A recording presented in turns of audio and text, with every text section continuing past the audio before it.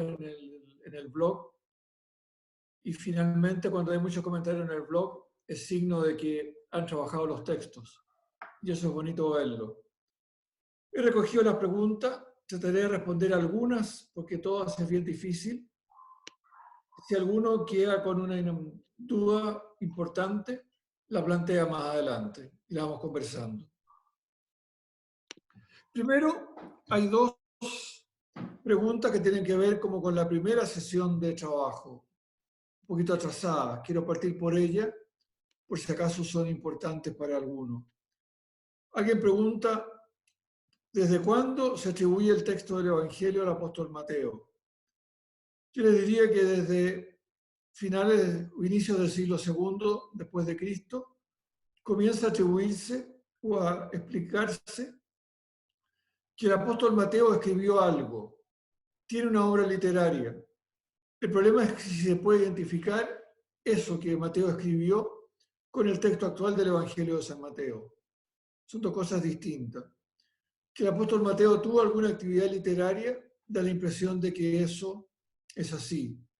Incluso en el 120, el padre de la iglesia Papías dice que Mateo escribió en hebreo una colección de palabras del Señor que luego cada uno traducía como podía, adaptaba como podía. Entonces, claro que lo que está pensando Papías no es el evangelio actual de San Mateo, sino es algo que está antes de los evangelios actuales. ¿Cuándo se atribuye el evangelio actual de San Mateo al apóstol Mateo? Es algo que no es totalmente claro para mí, por lo menos, pero la tradición de los padres de la iglesia es muy vacilante. A veces lo atribuyen a Mateo, a veces no, a veces a un padre desconocido. Y en ese sentido está el recuerdo de la actividad literaria de Mateo, pero el problema está en identificar eso que Mateo puede haber hecho, que probablemente hizo, con el texto actual del Evangelio de Mateo. Ese es un insumo previo, que sea un documento que se integró, totalmente de acuerdo, todo eso se puede afirmar bien, pero no se puede hacer la identificación. No sé si respondo bien a esa primera pregunta.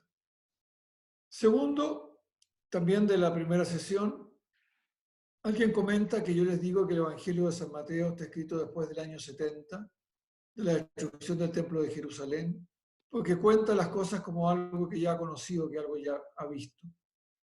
Entonces a alguien le surge la pregunta, ¿es que Jesús dijo algo sobre la destrucción de Jerusalén o se lo inventó todo Mateo? Ciertamente que Jesús dijo algo, porque en el Evangelio de San Marcos, que es anterior a la destrucción de Jerusalén, también se habla de ella. Lo que pasa es que cuando yo cuento una cosa ya sucedida, la cuento de alguna manera adaptando mi propio relato a lo que efectivamente pasó. Y eso es lo que uno puede ver en San Mateo.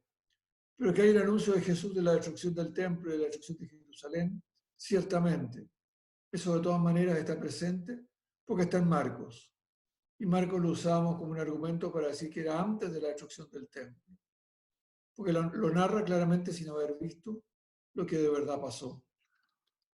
Entonces esas dos preguntas son como preguntas previas de la primera sesión. Pasemos ahora a la segunda, que es el tema del Evangelio de la infancia y sobre todo del periodo, las primeras etapas del ministerio de Jesús, la presentación del Hijo de Dios. En cuanto al Evangelio de la infancia, hay varias preguntas que tienen que ver con el tema de los Reyes Magos. Si los Reyes Magos son un personaje histórico, si son un relato teológico, si son hechos efectivamente tales. Yo creo que es bien difícil responder de una manera clara y tajante. Me atrevo a plantearle una respuesta por el siguiente lado. Cuando nosotros pensamos, expresamos las cosas normalmente en fórmulas argumentadas, en formas lógicas. Planteamos un argumento y lo explicamos. En la antigüedad y también hoy día hay otra manera de reflexionar, que es pensar y plantear una imagen. Y la imagen es el contenido de mi reflexión. Entonces la pregunta es si la imagen es verdadera o no es verdadera. Es una pregunta un poquito lateral. Puede en parte serlo, en parte no serlo. Lo que interesa es qué quiero decir yo con esa imagen. Y la imagen es válida aunque sea falsa.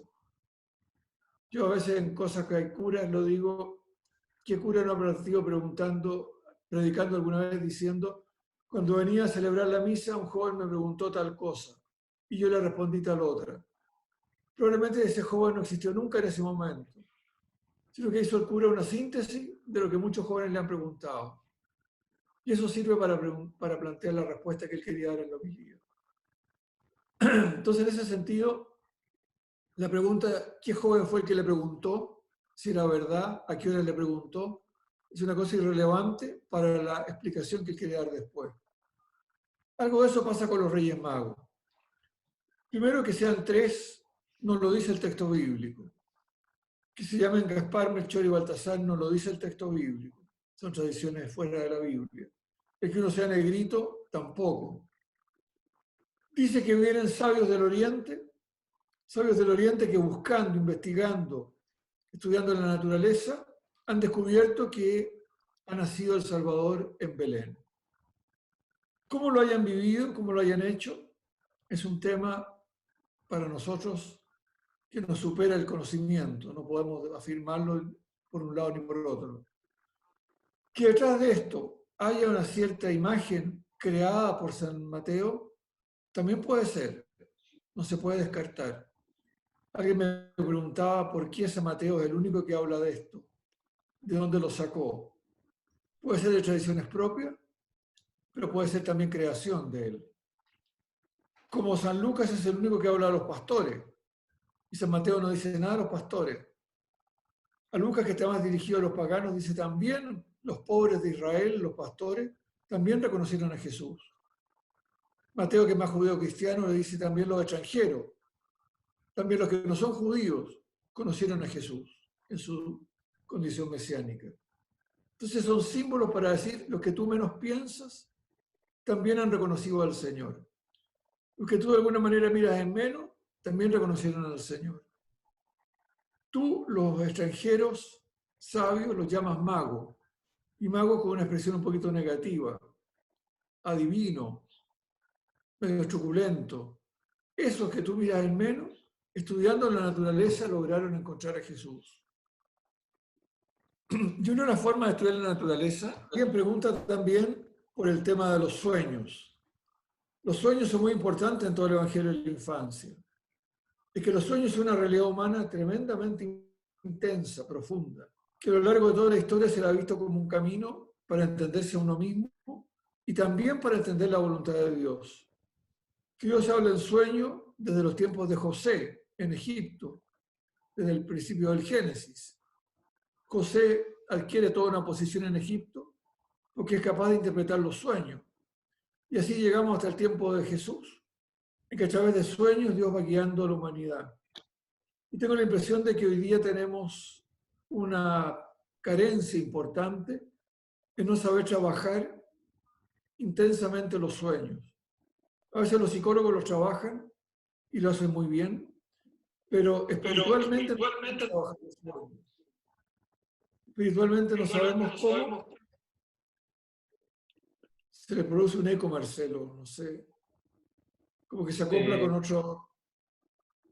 Sí, yo escucho bastante bien. Eh, a ver.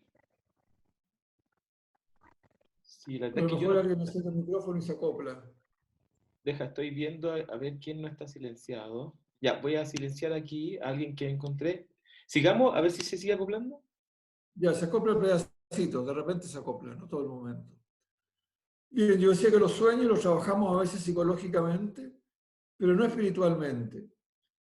No tenemos la capacidad de trabajar espiritualmente los sueños como camino de encuentro con la voluntad de Dios.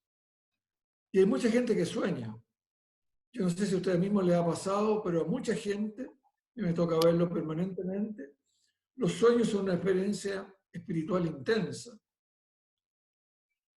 ¿Cuántas veces me ha tocado últimamente una persona que llega a misa los días de semana? Porque me dice, anoche soñé con usted y quería verlo porque quería saber tal cosa. Y uno dice, ¿es invento? Yo creo que no es invento, es una experiencia interior. Y me ha tocado conocer personas que han decidido las cosas a través de sueños y han decidido inteligentemente. Incluso personas con poca capacidad de reflexión han decidido cosas muy importantes de su vida a través de sueños. Es decir, en ese sentido el sueño, incluso pastoralmente hablando, yo creo que es muy importante.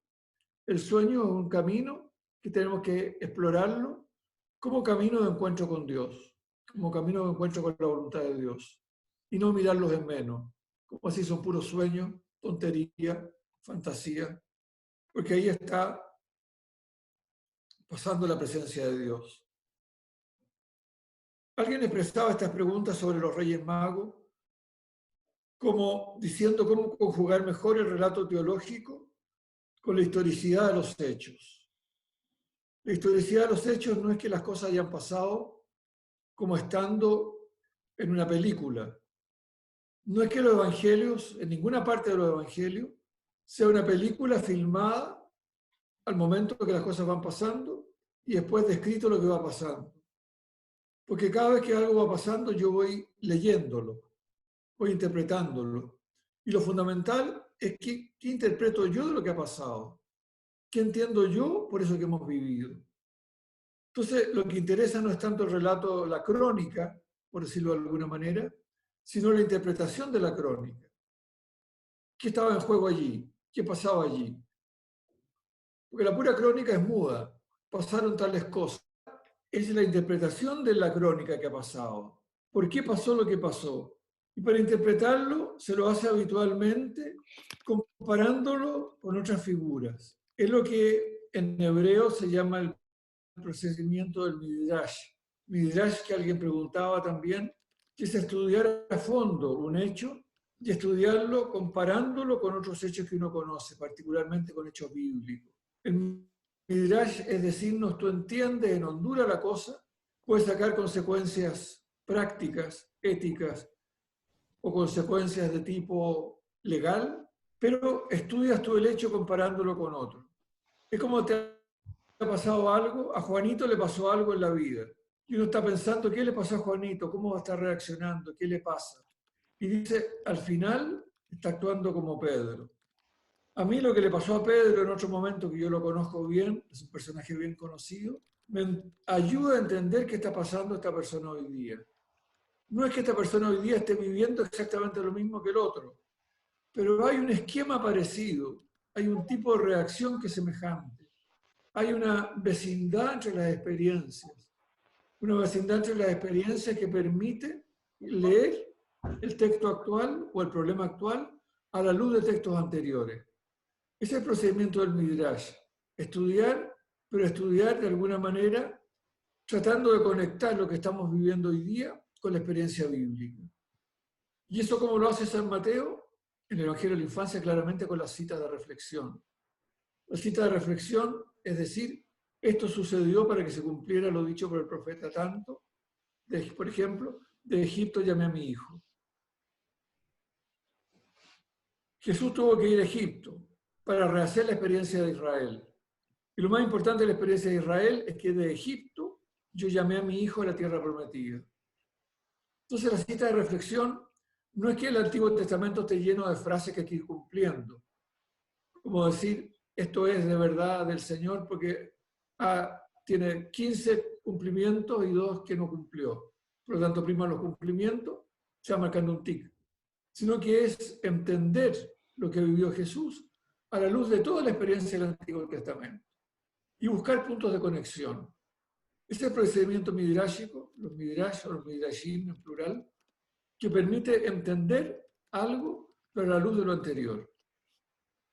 El procedimiento de Mateo, que es un procedimiento clásico, un procedimiento de lectura de la Biblia que usan los judíos habitualmente, ya antes de Cristo. El procedimiento clásico que hace Mateo es el de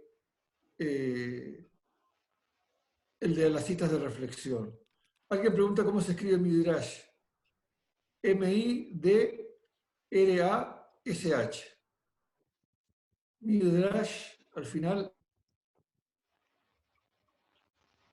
Alguien preguntaba si las citas de reflexión las toma siempre San Mateo de la traducción de los 70.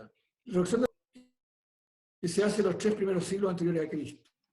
Es decir, una traducción anterior a Jesús y anterior a San Mateo. Traducción del hebreo al griego. Pero es traducción bastante libre. Es traducción interpretación. Es traducción corrección del texto, que plantea un problema muy complicado, porque los judíos dicen que es una traducción judía antes de Cristo, pero los judíos dicen que es un texto que de alguna manera fue equivocado, fue modificado por los traductores. Pero eso lo han dicho porque el cristianismo se apoyaba mucho en los 70. Se apoya en los 70 porque mesianiza mucho las cosas. Mesianizándolas y generando esperanza sirve mucho para Jesús. Hay un texto clásico que pertenece a San Mateo, ¿verdad? La Virgen dará a luz un hijo y le pondrán por nombre Emmanuel. El texto de Isaías en el hebreo dice una mujer joven dará a luz un hijo. Y una mujer joven no tiene por qué ser virgen cuando va a dar a luz un hijo. Pero los 70 traducen mujer joven por virgen. Y San Mateo cita a los 70. Y prácticamente siempre cita a los 70. Porque él escribe en griego y cita la traducción del Antiguo Testamento al griego, cosa que es bastante normal. Pero cuando hay diferencias de traducción, se entra en conflicto con el texto original, que es el texto que viene del hebreo. Lo dogmático, lo que vale para nosotros hoy día, es lo que encontramos en el Evangelio de San Mateo. Haya dicho eso Isaías o no, es un problema aparte, un problema técnico. El texto de San Mateo, como lo tenemos hoy día, ese es el texto que la Iglesia ha aceptado como palabra de Dios. Y sobre eso no hay duda ninguna. Lo demás es un problema casi técnico, digamos, de cómo se usa. Otras preguntas, porque nos quedan pocos minutitos. Tiene que ver con la conversión. ¿Qué es la conversión? La conversión puede ser entendida como un cambio de mentalidad. Metanoia llama el griego. Metanoia es darse vuelta a la cabeza, ponerse patas para arriba. Pero no es solo cambiar de mentalidad, es cambiar de forma de actuar. Curiosamente, en español, el uso donde mejor se conserva la palabra conversión es en el uso militar. Los militares van marchando y le dicen conversión a la derecha. No es un cambio de ideología, sino que es que giren y caminen en otro sentido. Lo primero de la conversión es aprender a caminar en un sentido distinto. Dejar de ir hacia donde uno iba y comenzar a ir a otra parte. El uso militar es clarísimo. No es que el militar se ponga más conservador, no es que cambie de genio, sino que camine en otro sentido, camine en otra dirección. Y lo que Jesús nos invita cuando nos dice conviértanse y crean en el Evangelio, aprendan a vivir confiando en la buena noticia de Dios. Aprendan a vivir no buscando su propia perfección, sino a vivir buscando, confiando en la bondad de Dios, en el Evangelio, la buena noticia de Dios. Entonces, en ese sentido, es más que un puro cambio de mentalidad, es aprender a caminar en otro sentido. Alguien pregunta también en torno a las tentaciones, el sentido del desierto. Yo digo que hay un sentido espiritual del desierto. El desierto, para la Biblia, tiene dos sentidos contrarios que están siempre en juego. El desierto, en primer lugar, es el lugar de la tentación. El lugar donde uno está solo, aislado, como estamos ahora en cuarentena. Y cuando uno está solo y aislado, se le pueden venir las peores ideas a la cabeza. El momento de las opciones grandes, pero es también el momento de la tentación. Es una primera lectura del desierto. Y por eso Jesús es tentado en el desierto. Pero también el desierto es experiencia de intimidad con Dios. Es también para los profetas el momento donde el pueblo de Israel hacía su luna de miel con el Señor. Es el tiempo del encuentro. De allí que las tentaciones terminen en un reencuentro feliz con Dios. Los ángeles lo sirven, dicen al final de las tentaciones. Lo cuidan. En el caso de San Marcos es aún más claro. Después de las tentaciones se vuelve una especie de paz paradisíaca en que los animales dejan de ser feroces y está cuidado por los ángeles. Entonces el desierto es ambiguo. Tiene el tema de la tentación, pero vencida la tentación, tiene el tema de la intimidad con Dios. El tema del noviazgo con Dios. Yo les digo por ahí de pasadita que la tentación se vence con la obediencia. Si la tentación se vence cuando uno aprende a mirar a Dios con verdad, superar la tentación, que es la idea de que yo puedo resolver las cosas, recurrir al texto bíblico y ser capaz de decir, Señor, me confío en ti. Eso es obedecer, me confío en ti, me confío en tu palabra. Voy a la batalla de la tentación, pero no apoyado en mis fuerzas, sino apoyado en tu palabra, apoyado en tu fuerza. Y por último, si Marcelo me lo permite, un par de minutitos todavía. Por supuesto. Algo sobre el Mesías Docens y Sanans. Algunos de ustedes dicen por ahí, el Mesías Docens, no hay problema. La gente está receptiva a la bienaventuranza y se escucha la palabra, no hay dificultad. Pero el Mesías Sanans, el Mesías que sana, en general se rechaza. Parece una suerte de mago, de curandero, de fantasía, de invento, y se rechaza. Yo creo que si transformamos los milagros en una especie de acción de curandero, que me duele un dedo y evita que me duele el dedo y punto, lo reducimos a muy poquito. Los milagros finales es ayudar a ver, a hablar, a escuchar. Nuestros grandes milagros, y con los que se cierra la serie de los 10 milagros que ustedes han leído probablemente, la serie de los 10 milagros se cierra con que la gente comienza a escuchar, y caramba que no hace falta escuchar, comienza a ver la realidad y comienza a hablar con honestidad. Comienza a hablar aquello que sinceramente está debiendo a decir. Y no dice tonterías, sino que dice lo que está en el fondo del corazón. Los grandes milagros son eso: ver, escuchar, hablar. O sanar de algo que me hace leproso, de algo que me margina de toda la experiencia. Cosas que me separan, que me dejan aislado. Como alguien decía el otro día, pensando en la cuarentena nos hace ser indeseables para todos. Nos arrancamos unos de otros. Lo hacemos para cuidarnos, pero espero que no sea para siempre así, digamos. Que haya un momento en que uno pueda reencontrarse con los demás en cierta cercanía y no en la distancia de que tú eres un riesgo de infección para mí.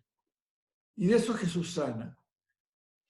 Y yo me pregunto, si la fe no nos sana de muchos problemas, ¿qué tipo de fe tenemos? Si la experiencia eclesial no nos sana, nos vamos a quedar cortos en la experiencia eclesial. ¿Cuánta gente dice, yo vivía solo, vivía amargado, vivía frustrado, integré a una parroquia y cambió mi vida? Yo vivía lleno de enfermedades, me comprometí en una tarea asistencial en la parroquia y se me acabaron las enfermedades. Como dicen los hermanos pentecostales, yo era borracho, perdido, peleador, mujeriego, encontré al Señor y cambié de vida. Son milagros reales. Y en ese sentido, si la palabra del Evangelio no supone un cambio real en uno, esa palabra del Evangelio ha quedado a mitad de camino, no ha llegado a dar todo su fruto. Y ahí algunos predicadores pentecostales, católicos o no católicos, yo creo que nos llevan a la delantera, porque son capaces de transformar la vida a partir del encuentro con la palabra del Señor. Y eso es lo que nos dice San Mateo. Ustedes escuchen la palabra, pero acojan la palabra de tal manera que les transforme la vida, que los sane, que los renueve, que les perdone los pecados y les permita caminar, que les permita ver, que les permita escuchar, que les permita reintegrarse en la comunidad con los demás. Entonces, en ese sentido, el tema del Mesías Sanans, yo creo que es un tema muy importante. El tema de que el Evangelio da vida. Y si no da vida, va a ser una palabra superficial para nosotros. Si no nos cambia una manera de vivir, si no nos sana de las enfermedades del cuerpo o del alma que tenemos cada uno de nosotros, no nos va a ayudar la palabra del Evangelio. Se nos va a quedar a mitad de camino. Me atrevo a decir eso porque ya estamos topados en la hora. Si hay temas que ahondar, plantéenlo como pregunta y volvemos sobre ello. Y gracias. Marcelo, tú quedas con la dirección. Gracias. Gracias, Yayo, por el curso. A ti Está por muy interesante. de tener tan digno alumno en esta materia. Dos preguntas. La primera tiene que ver con la estructura. Y mi pregunta se relaciona con el hecho que, por lo menos lo que yo estudié cuando estudié Evangelios Sinópticos, es que los relatos de la pasión son preexistentes a los 4 evangelios. Y en cierto Así modo es. son una inclusión obligada. O sea, no puede haber un evangelio que no tenga la pasión. Por lo tanto, las decisiones editoriales de los evangelistas están un poquito más restringidas. Y desde esa perspectiva, si hace más sentido la estructura de los 5 libros, porque es la estructura sobre la cual, en cierto modo, Mateo tuvo más libertad, que obviamente deja fuera el Evangelio de la Infancia, que quedaría como un prólogo, pero todo el material reelaborado por Mateo encaja bastante bien en esa estructura de los 5 libros. Entonces, mi pregunta iría, ¿por qué querer buscar una estructura omnicomprensiva con una libertad editorial tan limitada? Eso sería la primera. Y la segunda, que es otro tema nada que ver, mucho más específico sobre el texto, es sobre la reinterpretación que hace Jesús de la segunda tabla del Decálogo en el Sermón de la Montaña.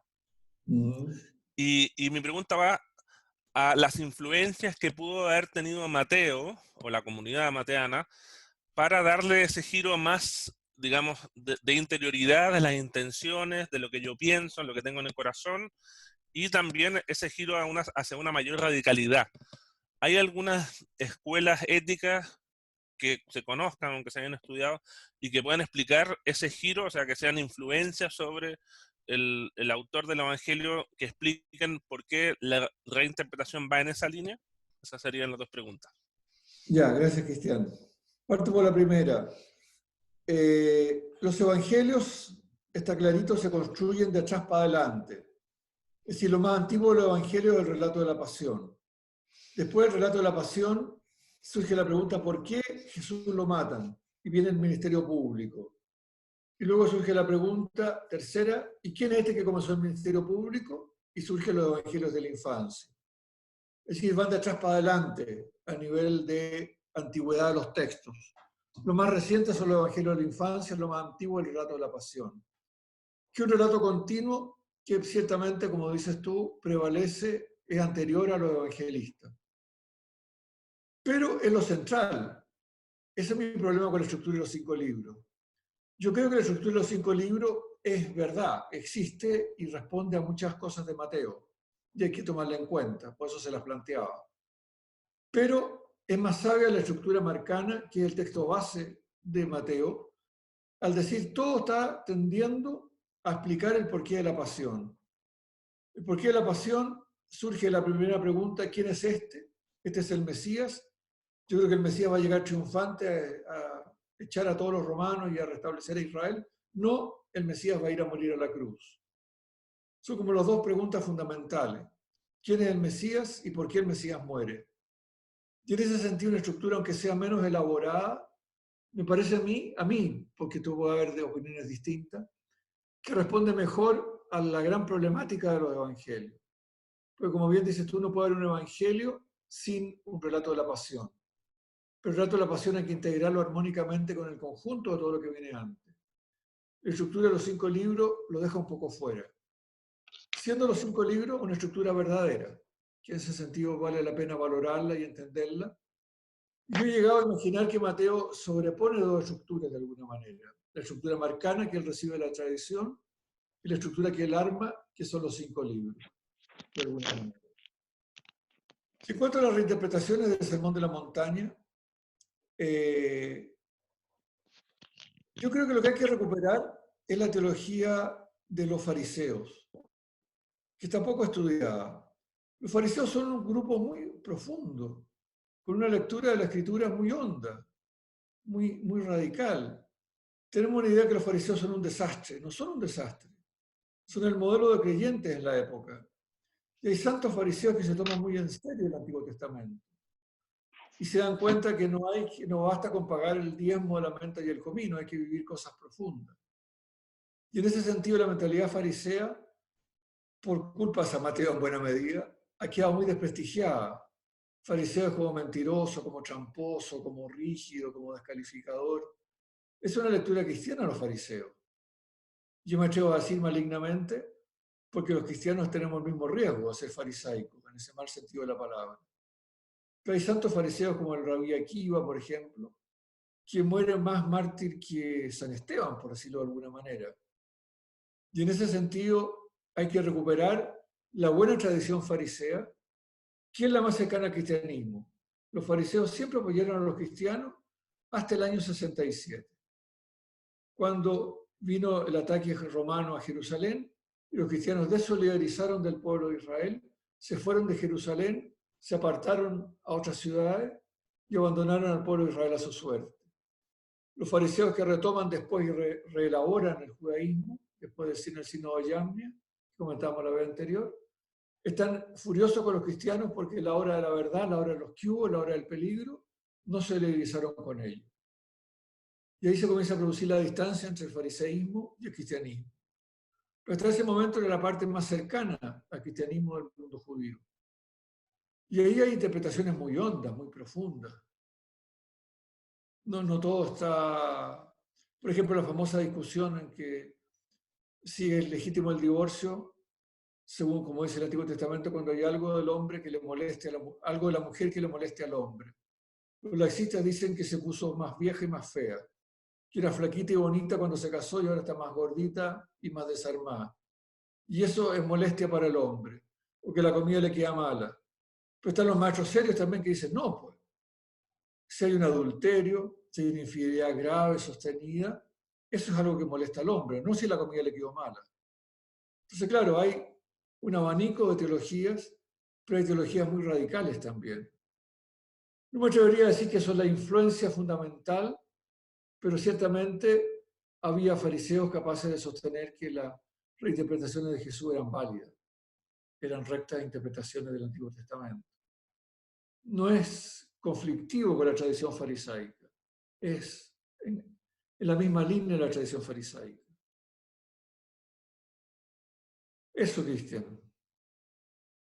Simplemente para cerrar un puntito, serían más bien influencias bíblicas o judías, más que extra israelita, o sea, de la filosofía griega, por ejemplo, o alguna influencia de ese tipo.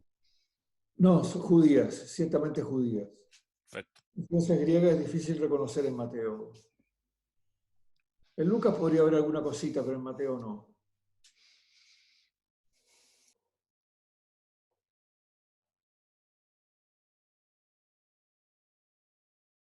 Marcelo está sin voz.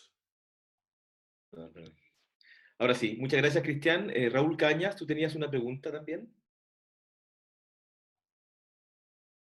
Sí, ahí abrí el audio. No sé si me escucha. Ahí estamos. Sí, sí, sí, sí. Un saludo, estimado padre. Usted Igualmente. hace muchos años atrás nos hizo un curso cuando venía llegando de Roma justamente los evangelios sinópticos en la escuela diaconal. Con papelógrafos. Me acuerdo perfectamente. Era otra época con papelógrafo. Exactamente. Mi pregunta es la siguiente, estimado padre, que me la han hecho varias veces y yo también me la he hecho. Zaqueo, ¿podría ser Mateo o seramos publicanos con otro nombre?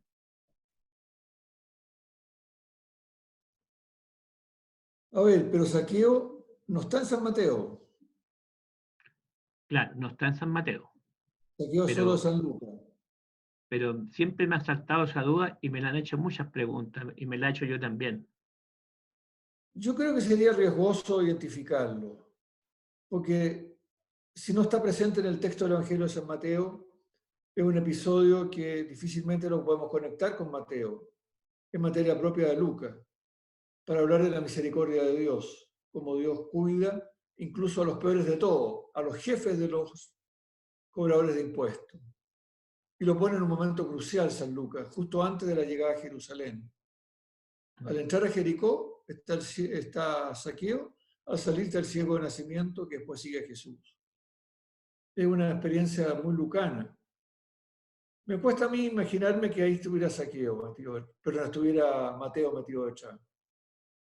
Que Mateo es publicano, está en el texto de Mateo 9:9, creo que es, de que es llamado, en vez de Leví, lo que en Marcos aparece como Leví, en Mateo aparece como Mateo. Eso podría ser un guiño, una señal de que está pensando en el evangelista. Pero con Zaqueo no me atrevo a juntarlos, la verdad. Ok, Bueno, muchas gracias, padre. gracias a ti, Raúl. Quiero plantear dos preguntas, dos temas que están puestos en el chat aquí, Eduardo. ¿Ya? Uno dice, César Gómez, ¿no? Que está aquí, tú puedes profundizarlo, dice, Mateo 1:25 tiene distintas traducciones. La Biblia de Jerusalén dice que José, respecto de la Virgen, comillas, no la conoció hasta que ella dio a luz un hijo. La pregunta es, ¿puede explicar cómo la conoció? La segunda la plantea Raúl Gómez, que también está aquí, a lo mejor tú quieres ahondar. Algo sobre las mujeres de la genealogía que quedó pendiente de la conversación anterior. Tienes razón. A ver, sobre la conoció. El verbo conocer en hebreo, bará, es un verbo muy amplio. Es un verbo tremendamente de un sentido de conocer en la calle hasta tener relaciones sexuales. Cuando dice no la conoció, es decir, no tuvo relaciones sexuales íntimas con ella. Es decir, es la afirmación de la virginidad de María. El verbo conocer tendríamos que traducirlo no por conocer como dónde la encontró, digamos, sino por conocer como haber tenido una intimidad sexual con ella. El verbo conocer es un verbo amplísimo. También se dice lo mismo de Adán y Eva. Adán conoció a Eva y nació el hijo de Eva. No es que la conoció y la encontró por ahí en el jardín del paraíso y le dijo, ¿dónde está señora Eva? Sino esta vinculación íntima. Y la segunda tiene que ver, entonces, Raúl, con las mujeres de la genealogía de Jesús. En Mateo es curioso porque aparecen varias mujeres en la genealogía, 4 si no me equivoco, en que son todas un poquito de mala fama, por decirlo así, en cierta medida. La primera, no sé si sigo el orden exacto, la primera de ellas es Rahab, una prostituta que recibe a los mensajeros que van a estudiar cómo es Jericó para poder tomarla luego. Y se alojan con Rahab, van como peregrinos y probablemente la mujer ofreció hospedaje. Y luego es la que les ayuda a abrir la puerta, les pone un trapito en la ventana y todo. Y Rahab la ponen como antepasada de Jesús. Es una antepasada cananea, porque era habitante de Jericó, no judía, dedicada a la prostitución, por lo tanto no es una mujer de grandes virtudes, por decirlo así, para la tradición judía. La segunda es Betsabé, que es la mujer de la cual se enamora David, manda matar a su marido, Urías, se casa con ella y es la madre de Salomón. Viene Betsabé hace pensar en el pecado de Salomón, en el pecado de David, el pecado de matar a un soldado justo, honesto, porque está enamorado, entusiasmado con la mujer. Luego está Ruth, y Ruth es una moabita, una mujer no judía, que cuida a su suegra de una manera admirable y es un modelo de virtud como nuera. Es decir, si a la suegra es difícil cuidarlas normalmente, Ruth es la mujer que abandona todo, su casa, su pueblo, todo, con tal de cuidar a su suegra. Pero es extranjera, es una mujer modelo, pero extranjera, moabita. Y Ruth aparece como abuela de David. Nadie sabe cuál era la abuela de David. Ciertamente tuvo una abuela, pero Mateo la pone como a Ruth. Y finalmente la genealogía de Mateo es muy curiosa porque termina en José. Y José interviene poco genéticamente hablando en el nacimiento de Jesús. La genealogía davídica de Mateo va por la línea masculina y termina en José, hijo de David, padre de Jesús. No sé si es suficiente, Raúl. Se me puede quedar alguna en la memoria, pero no me acuerdo en este minuto. Sí, creo que la que falta es Tamar, que se nombra en 1:3. Tamar, claro. Tamar, que es casada con un hijo de Jacob, un hijo que muere, y Jacob engendra hijos con ella, porque ella se disfraza de prostituta, y porque no quieren cumplir la ley del levirato, no quieren darle descendencia del pariente muerto, del marido muerto, y ella se disfraza de prostituta, Jacob se deja engañar por ella y engendran descendencia con su nuera, digamos, la esposa, la viuda de su hijo. Por lo tanto, es un episodio que no es plenamente legal, es un episodio un poquito ambiguo, extraño. No son mujeres, por decirlo así, perfectamente ordenadas, son mujeres que responden a situaciones complejas. Y para decir, no solo hay mujeres en una lista machista que termina en José, sino que hay mujeres que o son extranjeras o plantean alguna dificultad. Para decir también del pueblo de Israel, Jesús recoge la herencia de algunos errores que hay en la historia de Israel, algunas dificultades, algunos tropiezos, como el error de David de matar a Urías para quedarse con la mujer. Entonces no es una historia de Israel suavizada, simplificada, sino que es una historia de Israel que se la recoge con todas sus dificultades. No sé si te respondo, Raúl. Sí, muchas gracias. Gracias a ti. Sí, los números en la genealogía tienen alguna importancia de que sean grupos de 14, 3, o sea, la numerología en Mateo. Que yo sepa, no.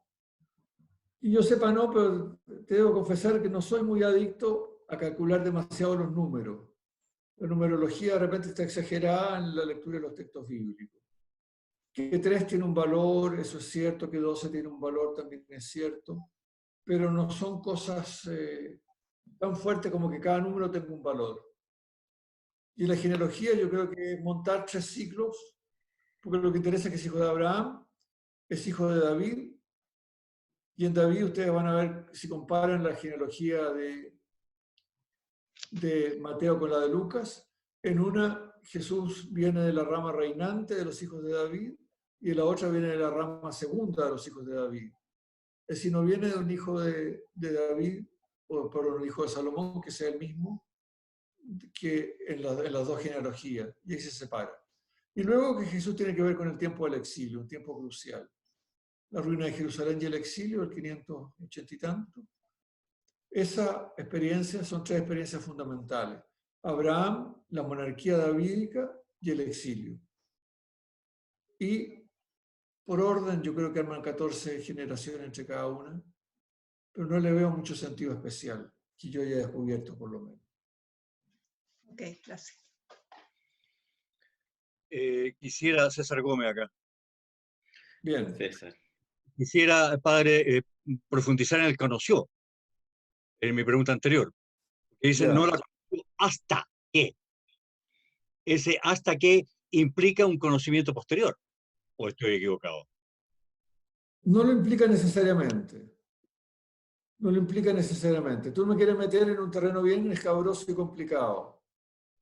El dogma, como aparece se puede fundar bíblicamente con toda exactitud, es María virgen al momento de dar a luz a Jesús.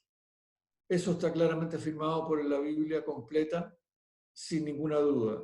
La virginidad perpetua de María es más complicada porque no está con fundamento bíblico. Los hermanos reformados, las iglesias protestantes no la valoran. La post-nacimiento de Jesús, no la previa. Incluso muchos padres de la iglesia de repente presentan a María como modelo de madre de familia numerosa, de buena esposa. Es decir, la tradición eclesial ha sido fluctuante. Para el catolicismo, María es virgen antes del parto, en el parto y después del parto, con la fórmula clásica. Pero en la tradición bíblica y en las otras tradiciones eclesiales cristianas, la cosa no es tan clara de la virginidad posparto, justamente apoyándose en textos como el que tú planteas. Entonces ahí hay que jugar entre lo que es el texto bíblico estrictamente hablando, que garantiza absolutamente la virginidad pre-nacimiento de Jesús, de lo que es el dogma cristiano, el dogma católico, perdón. El dogma católico es la virginidad permanente de María. Pero eso no está formalmente planteado en la Escritura. No está negado, porque decir hasta no supone decir que después sí. Lo que ya quiere decir el texto es que hasta que nació Jesús, no hubo intimidad entre ellos. Lo que pasó después es un tema aparte. De acuerdo.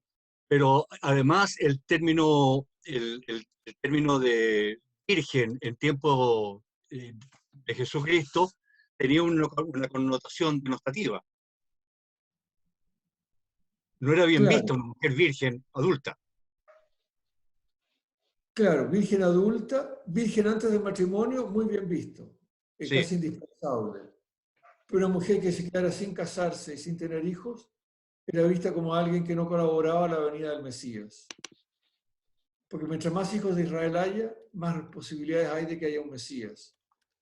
La mujer o el hombre no casados, célibes, voluntariamente célibes, son mal vistos en el Antiguo Testamento.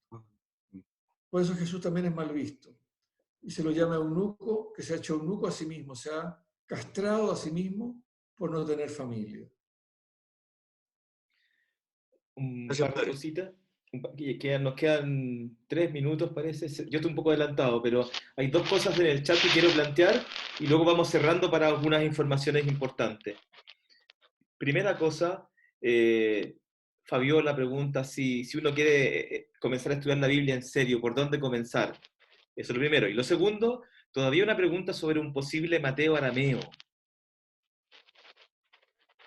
¿Y qué podría haber de eso? 2 cositas. ¿Por dónde comenzar a leer la Biblia? Si quieren leer el Nuevo Testamento, yo les recomiendo los Evangelios. Y que tal vez partan por San Marcos y después siguen con los otros. San Marcos es más simple, un poco más corto, más preciso en algunas cosas, pero partan por los Evangelios. Sigan después con Hechos de los Apóstoles, anímense con Pablo, dejen cosas como el Apocalipsis para el final. Si quieren partir por el Antiguo Testamento, comiencen por los libros sapienciales. El libro de los Proverbios, el libro del Eclesiástico, el Eclesiastés, Sabiduría, que son libros que nos plantean la mentalidad de Israel, la mentalidad global de Israel. Lo segundo, el Mateo arameo.